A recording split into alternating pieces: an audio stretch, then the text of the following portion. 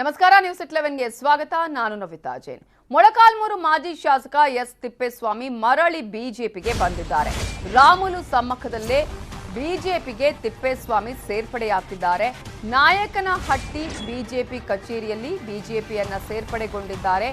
ಮೊಳಕಾಲ್ಮೂರಿನ ಮಾಜಿ ಶಾಸಕ ಎಸ್ ತಿಪ್ಪೇಸ್ವಾಮಿ ಅವರು ಮೊಳಕಾಲ್ಮೂರಿನಿಂದ ಈ ಬಾರಿ ಶ್ರೀರಾಮುಲು ಸ್ಪರ್ಧೆ ಇಲ್ಲ ಅನ್ನೋದನ್ನ ನಾನು ಈ ಸಲ ಅಲ್ಲಿಂದ ಸ್ಪರ್ಧೆ ಮಾಡ್ತಾ ಇಲ್ಲ, ನನಗೆ ಈಗ ಬಳ್ಳಾರಿ ಅಥವಾ ಕೊಪ್ಪಳದಿಂದ ಸಂಡೂರಿನಿಂದ ಅಲ್ಲಿಂದ ಸ್ಪರ್ಧೆ ಮಾಡಬೇಕನ್ನುವಂತಹ ಇಚ್ಛೆ ಇದೆ ಅನ್ನುವಂತಹ ಮಾತನ್ನ ರಾಮುಲು ಅವರು ಹೇಳ್ತಾ ಇದ್ರು.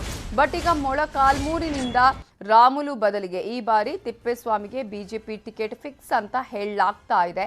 ಸಂಡೂರು, ಕೂಡ್ಲಿಗಿ ಅಥವಾ ಬಳ್ಳಾರಿ ಗ್ರಾಮೀಣದಿಂದ ರಾಮುಲು ಸ್ಪರ್ಧೆ ಮಾಡುವಂತಹ ಸಾಧ್ಯತೆ ಇದ್ದು, ಕಳೆದ ಬಾರಿ ಶ್ರೀರಾಮುಲು ವಿರುದ್ಧ ಸಮರವನ್ನು ಸಾರಿದ್ರು ಇದೇ ತಿಪ್ಪೇಸ್ವಾಮಿ. ಪಕ್ಷೇತರವಾಗಿ ಸ್ಪರ್ಧಿಸಿ ಸೋಲನ್ನು ಅನುಭವಿಸಿದ್ರು. ಅನಂತರ ಕಾಂಗ್ರೆಸ್ ಸೇರಿದ್ರು. ಈಗ ಬಿಜೆಪಿ ಸೇರ್ಪಡೆಯಾಗಿದ್ದಾರೆ.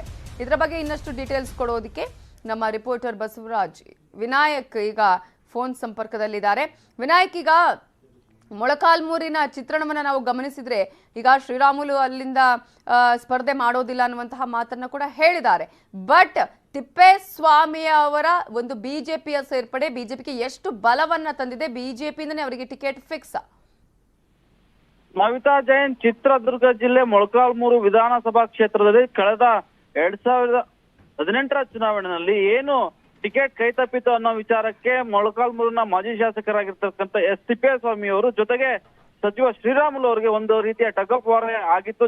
ಅವ್ರು ಏನಂತ ಹೇಳಿದ್ರೆ, ನಮ್ಗೆ ಈ ಕ್ಷೇತ್ರಕ್ಕೆ ಬರೋದಿಲ್ಲ ಅನ್ನುವಂತ ಮಾತನ್ನ ಕೊಟ್ಟಿದ್ದಂತ ಶ್ರೀರಾಮುಲು ಏಕಾಏಕಿ ಬಿಜೆಪಿಯಿಂದ ಟಿಕೆಟ್ ಪಡೆದು ಇಲ್ಲಿ ಚುನಾವಣೆಗೆ ಸ್ಪರ್ಧಿಸ್ಲಿಕ್ಕೆ ಬಂದ್ರು ಅನ್ನೋ ಒಂದು ವಿಚಾರಕ್ಕೆ ಗಲಾಟೆ ಕೂಡ ಆಗಿತ್ತು. ಇದೀಗ ಒಂದು ಬೆಳವಣಿಗೆ ಆಗಿರುವಂತದ್ದು, ಶ್ರೀರಾಮುಲು ಅವರು ಮೊಳಕಾಲ್ಮೂರು ಕ್ಷೇತ್ರವನ್ನ ಬಿಟ್ಟು ಮತ್ತೆ ಬಳ್ಳಾರಿ ತೆರಳ್ತಾ ಇದ್ದಾರೆ ಅನ್ನುವಂಥದ್ದು ಇದೀಗ ಖಚಿತವಾಗ್ತಾ ಇರುವಂತದ್ದು. ಯಾಕೆಂತ ಹೇಳಿದ್ರೆ, ಇಲ್ಲಿ ಏನು ಗಲಾಟೆ ಮಾಡ್ಕೊಂಡಿದ್ದಂತ ತಿಪ್ಪೇಸ್ವಾಮಿ ಅವರು ಜೊತೆಗೆ ಶ್ರೀರಾಮುಲು ಅವರು ಈಗ ಮತ್ತೆ ಕೈ ಹಿಡಿದು ಒಂದಾಗಿರುವಂತದ್ದು. ಜೊತೆಗೆ ಇಲ್ಲಿ ಏನು ಗಲಾಟೆ ಆಗಿತ್ತು ಮೊಳಕಾಲ್ಮೂರು ವಿಧಾನಸಭಾ ಕ್ಷೇತ್ರದ ನಾಯಕನಹಟ್ಟಿನಲ್ಲಿ, ಅಲ್ಲೇನೆ ಒಂದು ದೇವರಿಗೆ ಪೂಜೆಯನ್ನ ಸಲ್ಲಿಸುವ ಮೂಲಕ ಮತ್ತೆ ವಾಪಸ್ ಬಿಜೆಪಿಗೆ ಸೇರ್ಪಡೆಯನ್ನ ಆಗಿದ್ದಾರೆ. ಜೊತೆಗೆ ಇವರು ಈ ಬೆಳವಣಿಗೆಯಿಂದಾಗಿ ಮೊಳಕಾಲ್ಮೂರು ವಿಧಾನಸಭಾ ಕ್ಷೇತ್ರದಲ್ಲಿ ಬಿಜೆಪಿಗೆ ಎಲ್ಲೋ ಒಂದು ಕಡೆ ಗೆಲುವಿನ ನಿರೀಕ್ಷೆ ಇದೆ. ಜೊತೆಗೆ ಮೊಳಕಾಲ್ಮೂರು ವಿಧಾನಸಭಾ ಕ್ಷೇತ್ರದಲ್ಲಿ ಒಂದು ಅನುಕಂಪದ ಅಲೆಯನ್ನೇ ಸೃಷ್ಟಿಸಿದಂತ ತಿಪ್ಪೇಸ್ವಾಮಿ ಅವರಿಗೆ ಬಿಜೆಪಿಗೆ ವಾಪಸ್ ಕರ್ಕೊಂಡು ಹೋದ್ರೆ ಪಕ್ಷಕ್ಕೆ ಎಲ್ಲ ಒಂದ್ ಕಡೆ ಬೆಂಬಲ ಸಿಗುತ್ತೆ, ಜೊತೆಗೆ ಗೆಲುವು ಕೂಡ ಸಾಧ್ಯ ಆಗುತ್ತೆ ಅನ್ನೋ ಲೆಕ್ಕಾಚಾರದಲ್ಲಿ ಇದೀಗ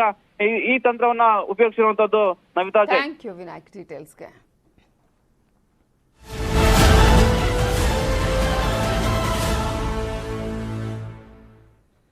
ರಾಜ್ಯಕ್ಕೆ ನಾಳೆ ಬರ್ತಿದ್ದಾರೆ ಪ್ರಧಾನಿ ನರೇಂದ್ರ ಮೋದಿ. ಬೆಳಗಾವಿ, ಶಿವಮೊಗ್ಗದಲ್ಲಿ ಪ್ರಧಾನಿ ಮೋದಿ ಪ್ರವಾಸವನ್ನ ಕೈಗೊಳ್ಳುತ್ತಾರೆ. ಬೆಳಗಾವಿಯಲ್ಲಿ ರೋಡ್ ಶೋವನ್ನ ನಡೆಸಲಿದ್ದಾರೆ. ಬಹಿರಂಗ ಸಮಾವೇಶವನ್ನ ಉದ್ದೇಶಿಸಿಯೂ ಮಾತನಾಡಲಿದ್ದಾರೆ. ನಾಳೆ ಪ್ರಧಾನಿ ನರೇಂದ್ರ ಮೋದಿ ಮತ್ತೆ ರಾಜ್ಯಕ್ಕೆ ಬರ್ತಿದ್ದಾರೆ. ರಾಜ್ಯಕ್ಕೆ ಬಂದು ಅನೇಕ ಕಾರ್ಯಕ್ರಮಗಳಲ್ಲಿ ಅವರು ಪಾಲ್ಗೊಳ್ಳಲಿದ್ದಾರೆ. ಬೆಳಗಾವಿ ಉತ್ತರ, ದಕ್ಷಿಣ ಮತಕ್ಷೇತ್ರದಲ್ಲಿ ಪ್ರಧಾನಿ ನರೇಂದ್ರ ಮೋದಿ ಅವರು ರೋಡ್ ಶೋವನ್ನ ಮಾಡಲಿದ್ದಾರೆ. ಈ ಮೂಲಕ ಮತಯಾಚನೆಯನ್ನ ಮಾಡಲಿದ್ದಾರೆ. ಸುಮಾರು 8 ಕಿಲೋಮೀಟರ್ ರೋಡ್ ಶೋ ನಡೆಸಲಿದ್ದಾರೆ ಪ್ರಧಾನಿ ನರೇಂದ್ರ ಮೋದಿ. ಶಿವಮೊಗ್ಗದಲ್ಲಿ ನಾಳೆ ಏರ್ಪೋರ್ಟ್ ಉದ್ಘಾಟನೆಯಾಗಲಿದೆ. ಬಿಎಸ್ ಯಡಿಯೂರಪ್ಪ ಅವರ ಹುಟ್ಟುಹಬ್ಬದ ದಿನವೇ ಏರ್ಪೋರ್ಟ್ ಉದ್ಘಾಟನೆಯಾಗ್ತಾ ಇರೋದು. ಏರ್ಪೋರ್ಟ್ ಉದ್ಘಾಟನೆ ಬಳಿಕ ಸಮಾವೇಶದಲ್ಲಿ ಪಾಲ್ಗೊಳ್ಳಲಿದ್ದಾರೆ. ಕಾರ್ಯಕರ್ತರನ್ನ ಉದ್ದೇಶಿಸಿ ಪ್ರಧಾನಿ ನರೇಂದ್ರ ಮೋದಿ ಮಾತನಾಡಲಿದ್ದಾರೆ. ಬಿಎಸ್ ಯಡಿಯೂರಪ್ಪ ಅವರು ಮೊನ್ನೆ ಕೂಡ ಹೇಳ್ತಾ ಇದ್ರು, ನನ್ನ ಹುಟ್ಟುಹಬ್ಬದ ದಿನನೇ ಪ್ರಧಾನಿ ನರೇಂದ್ರ ಮೋದಿ ಅವರು ಆಗಮಿಸಿ ಅಲ್ಲೇ ಏರ್ಪೋರ್ಟ್ ಅನ್ನು ಉದ್ಘಾಟನೆ ಮಾಡ್ತಾ ಇರೋದು ನನಗೆ ಬಹಳ ಖುಷಿಯ ವಿಚಾರ ಅನ್ನುವ ಮಾತನ್ನ ಹೇಳ್ತಾ ಇದ್ರು. ಏರ್ಪೋರ್ಟ್ಗೆ ಈಗಾಗಲೇ ಹೆಸರಿಡುವ ವಿಚಾರದಲ್ಲೂ ಕೂಡ ಬಿಎಸ್ ಯಡಿಯೂರಪ್ಪ ಅವರ ಹೆಸರನ್ನ ಶಿಫಾರಸು ಮಾಡಲಾಗಿತ್ತು, ಬೇಡ ಅಂತ ಅವರು ಹೇಳಿದ್ರು. ರಾಷ್ಟ್ರಕವಿ ಕುವೆಂಪು ಅವರ ಹೆಸರು, ಹಾಗೆಯೇ ಮಾಜಿ ಸಿಎಂ ಬಂಗಾರಪ್ಪ ಅವರ ಹೆಸರನ್ನ, ಹೀಗೆ ನಾನಾ ರೀತಿಯ ಹೆಸರುಗಳ ವಿಚಾರವೂ ವಿವಾದಕ್ಕೆ ಹಾಗೆಯೇ ಅನೇಕ ಪ್ರಶ್ನೆಗಳಿಗೆ ಕಾರಣವಾಗಿತ್ತು.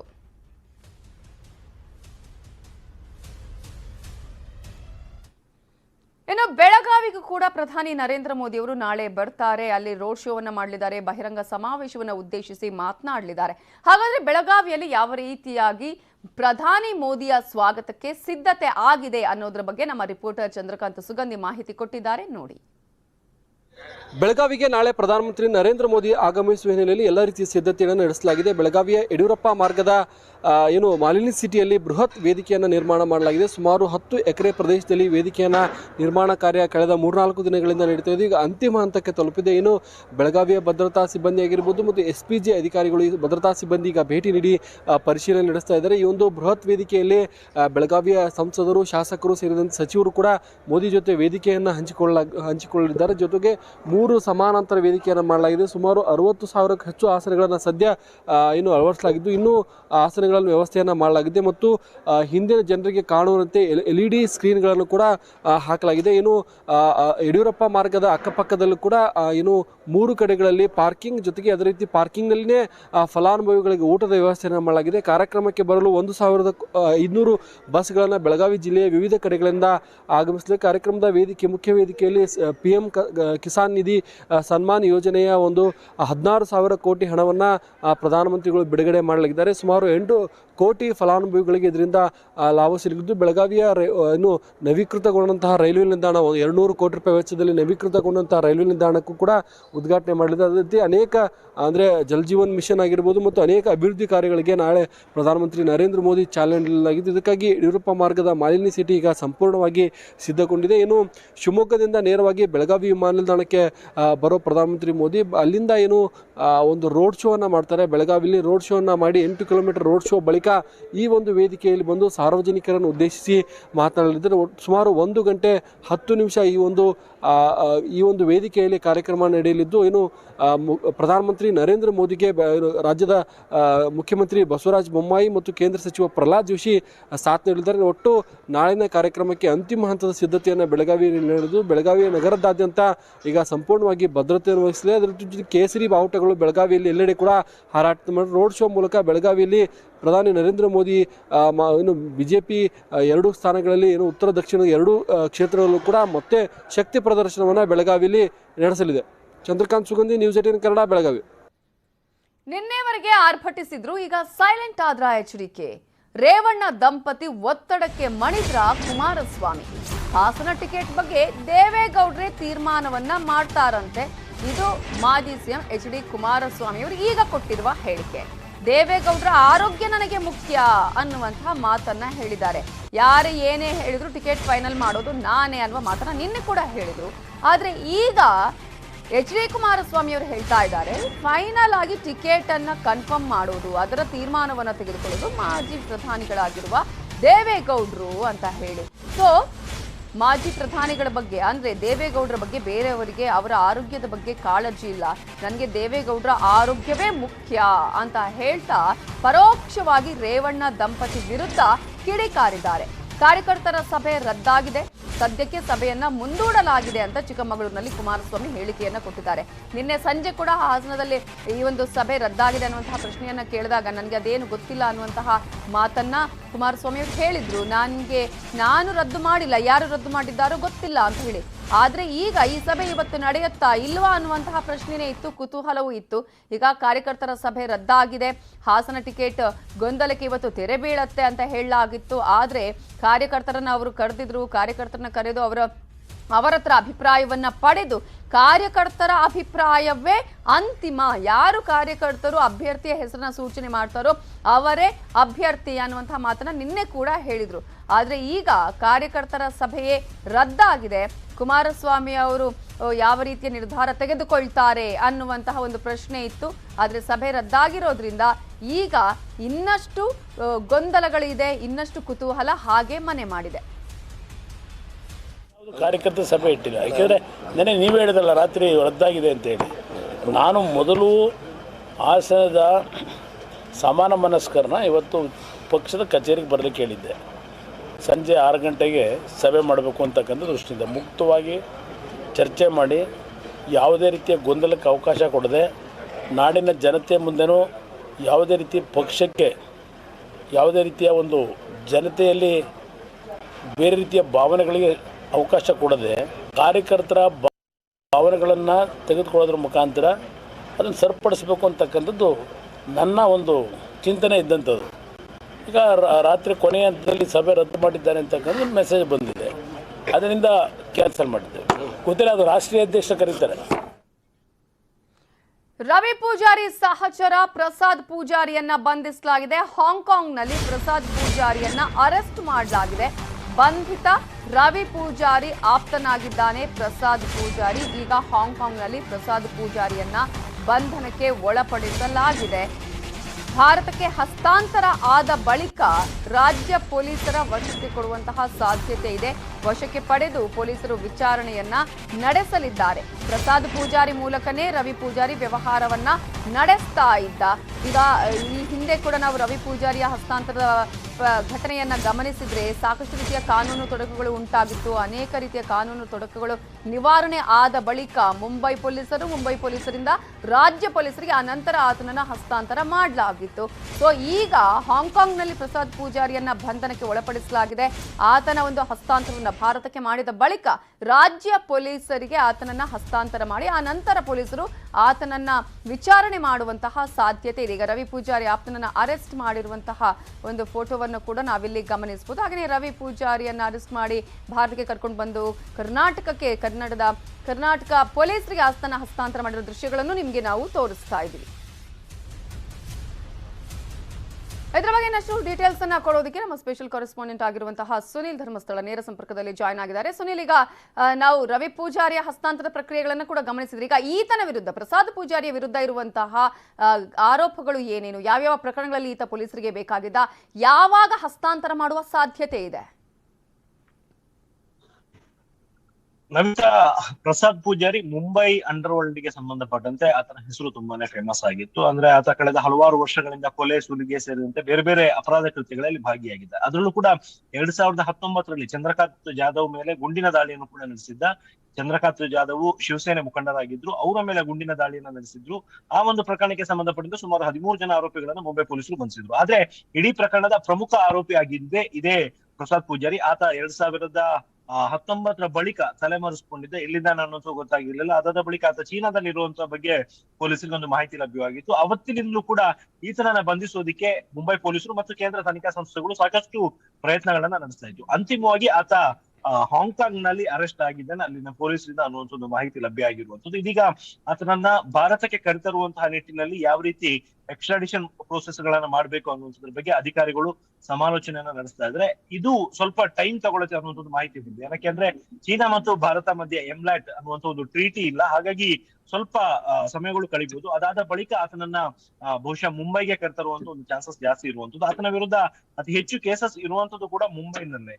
ಅದನ್ನು ಹೊರತುಪಡಿಸಿದ್ರೆ ಆತನ ವಿರುದ್ಧ ಕರ್ನಾಟಕದಲ್ಲಿರುವಂತಹ ಕೇಸಸ್ ಗಳ ಬಗ್ಗೆ ಇನ್ನೂ ಕೂಡ ಮಾಹಿತಿ ಗೊತ್ತಾಗಿಲ್ಲ. ಸದ್ಯ ಕರ್ನಾಟಕ ಪೊಲೀಸರು ಕರ್ನಾಟಕದಲ್ಲಿರುವಂತಹ ಆತನ ಸಂಪರ್ಕಗಳ ಬಗ್ಗೆ ಸಾಕಷ್ಟು ಮಾಹಿತಿಗಳನ್ನ ಕಲೆ ಹಾಕ್ತಿದ್ದಾರೆ. ಈತ ಮಂಗಳೂರು ಸಮೀಪದ ಉಡುಪಿ ಮೂಲದವನು ಅನ್ನುವಂಥದ್ದು ಸದ್ಯಕ್ಕೆ ಗೊತ್ತಾಗಿರುವಂತದ್ದು. ಜೊತೆಗೆ ಈಗಾಗಲೇ ಬಂಧಿತನಾಗಿರುವಂತಹ ಭೂಗತ ಪಾತಕಿ ರವಿ ಪೂಜಾರಿ ಜೊತೆಗೂ ಕೂಡ ಈತ ಸಂಪರ್ಕದಲ್ಲಿದ್ದ. ರವಿ ಪೂಜಾರಿಯ ತುಂಬಾನೇ ಕ್ಲೋಸ್ ಅಸೋಸಿಯೇಟ್ ಆಗಿದ್ದ ಅನ್ನುವಂಥದ್ದು ವಿಚಾರ ಗೊತ್ತಾಗಿದೆ.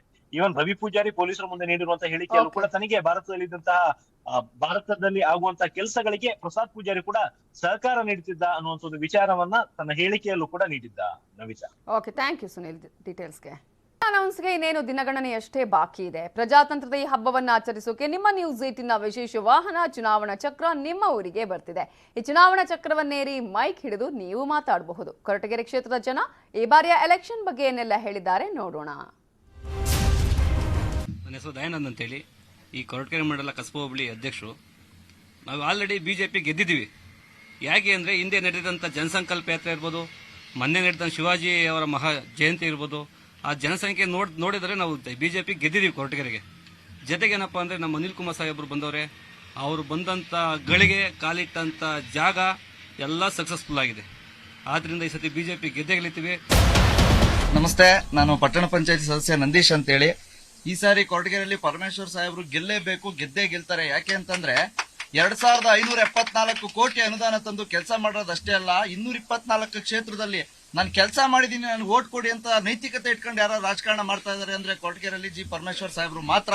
ಅದರಿಂದ ಅದು ಸಾಧ್ಯ ಆಗಿದೆ. ನಮಸ್ಕಾರ, ನನ್ನ ಹೆಸರು ರವಿನಂದನ್ ಅಂತೇಳಿ, ಬಿಜೆಪಿಯ ಸಾಮಾನ್ಯ ಕಾರ್ಯಕರ್ತ. ಈ ಕೊರಟಗೆರೆ ಮೀಸಲು ವಿಧಾನಸಭಾ ಕ್ಷೇತ್ರದಲ್ಲಿ ಬಿಜೆಪಿ ಹೊಸ ಉರುಪು ಕಾಣಬೇಕು ಅಂದ್ರೆ ಕಾರಣ BH ಅನಿಲ್ ಕುಮಾರ್ ಅವರು. ಅವರ ಒಂದು ಸಂಘಟನೆ ಸ್ವಂತ ಸುಸಜ್ಜಿತ ಕಚೇರಿಯನ್ನ ನಿರ್ಮಿಸಿಕೊಂಡು ಕೊರಟಗೆರೆಯಾದ್ಯಂತ ಪಕ್ಷವನ್ನ ಸಂಘಟನೆ ಮಾಡ್ತಾ ಇರೋದು BH ಅನಿಲ್ ಕುಮಾರ್ ಅವರು. ಅವರ ಒಂದು ನೇತೃತ್ವದಲ್ಲಿ ಬಿಜೆಪಿ ಈ ಸಾರಿ ಕೊರಟಗೆರೆಯಲ್ಲಿ ಗೆದ್ದೇ ಗೆಲ್ಲುತ್ತೆ. ಬುಕ್ಕಪಟ್ಟಣ ಪಂಚಾಯಿತಿ ಹೋಬಳಿ JDS ಅಧ್ಯಕ್ಷರು ಒಂದೇಳಿ ಅಂತ ಒಂದು ಕುಗ್ರಾಮ ಬುಕ್ಕಪಟ್ಟಣ ಪಂಚಾಯಿತಿ. ಆ ಪಂಚಾಯಿತಿಗೆ SC ST ಕಾರ್ಪೊರೇಷನ್ನಿಂದ ಅವರು ಶಾಸಕರಾದಾಗ 25 ಬೋರ್ಗಳನ್ನು ಹಾಕ್ಸ್ಕೊಟ್ಟಿದ್ರು. ಇವರು ಬರ್ತಾರೆ ಹೋಗ್ತಾರೆ, ಈಗ ಫ್ಲಕ್ಸ್ಗಳು ಹಾಕಿಸ್ಕೊತಾರೆ, ಈಗೆಲ್ಲ ಟಾರ್ಗಳು ಹಾಕ್ತಾರೆ, ಇದು ಮಾಡ್ತಾರೆ. ಹಳ್ಳಿ ಕಡೆ ಗ್ರಾಮಾಂತರ ಪ್ರದೇಶ ಕಡೆಗೆ ಬನ್ನಿ, ಒಂದೇ ಒಂದು ರೋಡ್ ಯಾವ್ದಾನ ಆಗೈತಾ, ಒಂದು ಊರಿಗೆ ಏನೋ ಒಳ್ಳೇದಾಗೈತಾ, ಬಂದು ಊರಗಡೆ ಇದು ಮಾಡ್ರಿ. ಹೊರಟಗೆರೆಗೆ ಒಂದು ಹೊಸದಾಗಿ ರೋಡ್ ಹಾಕ್ಬಿಟ್ಟು ಒಂದು 4 ಇದು ನಿಲ್ಲಿಸ್ಬಿಟ್ರೆ, ಕಂಬಗಳು ನಿಲ್ಲಿಸ್ಬಿಟ್ರೆ ಅಭಿವೃದ್ಧಿ ಅಲ್ಲ. ಅವರು ಆಡಿದ್ದೆ ಆಟ ಊಡಿದ್ದೆ ಲೆಕ್ಕದೆ ಆ ಥರ ಆಗೋಗ್ಬಿಟ್ಟು ನಮಗೆ ಸಾಕಾಗ್ಬಿಟ್ಟೈತೆ ಇದು. ಈಗ ಬರೋ MLA ಎಲೆಕ್ಷನ್ ಒಳಗೆ ನಮ್ಮ ಸುಧಾಕರ್ನಲ್ಲಿ ಹೆಚ್ಚಿನ ಹೈಯೆಸ್ಟ್ ಲೀಡಲ್ಲಿ ಗೆಲ್ಲಿಸಿ. ನಮಸ್ಕಾರ, ನನ್ನ ಹೆಸರು ಇಸ್ಮಾಯಿಲ್ ಅಂತ ಹೇಳಿ. ಕನ್ನಡ ನಾಡು ಕಂಡಂತ ಅತ್ಯಂತ ಸರಳ, ಸಜ್ಜನ, ಪ್ರಾಮಾಣಿಕ ರಾಜಕಾರಣಿ, ನಮ್ಮ ಅಚ್ಚುಮೆಚ್ಚಿನ ನಾಯಕರು ಸನ್ಮಾನ್ಯ ಶ್ರೀ ಡಾಕ್ಟರ್ G. ಪರಮೇಶ್ವರ್ ಅವರು 2023 ಚುನಾವಣೆಯಲ್ಲಿ ನಮ್ಮ ಕೊರಟಗೆರೆ ವಿಧಾನಸಭಾ ಕ್ಷೇತ್ರದಲ್ಲಿ 100ಕ್ಕೆ 100 ಸನ್ಮಾನ್ಯ ಶ್ರೀ ಡಾಕ್ಟರ್ G. ಪರಮೇಶ್ವರ್ ಅವರು ಗೆಲ್ಲೋದು ಅಷ್ಟೇ ಸತ್ಯ ಅನ್ನೋ ಮಾತನ್ನ ನಾನು ಈ ಸಂದರ್ಭದಲ್ಲಿ ಹೇಳೋದಕ್ಕೆ ಬಯಸ್ತೇನೆ.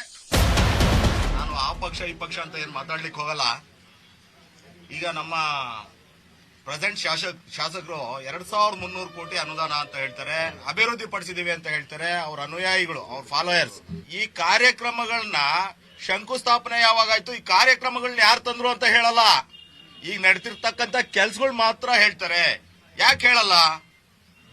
ಯಾಕೆಂದ್ರೆ ಈ ಎಲ್ಲಾ ಕಾರ್ಯಕ್ರಮಗಳು ಮೊದಲಿಗೆ ಅರ್ಜಿ ಹಾಕಿ ಅದನ್ನ ಸ್ಯಾಂಕ್ಷನ್ ಮಾಡಿಸ್ಕೊಂಡ್ ಬರೋದ್ರಲ್ಲಿ ಹಳೆಯ ಮಾಜಿ ಶಾಸಕರಾದ ಸುಧಾಕರ್ ಲಾಲ್ ರವರ ಒಂದು ಕೈವಾಡ ಹಾಗೂ ಅವರ ಒಂದು ಶ್ರಮ ಎಲ್ಲ ಅಭಿವೃದ್ಧಿಯಲ್ಲಿ ಅವರ ಶ್ರಮನೂ ಜಾಸ್ತಿ ಇದೆ. ಹಾಗಾಗಿ PR ಸುಧಾಕರ್ ಲಾಲ್ ಅವ್ರನ್ನ ನಾವೆಲ್ಲ ಸೇರಿ ಗೆಲ್ಸನ.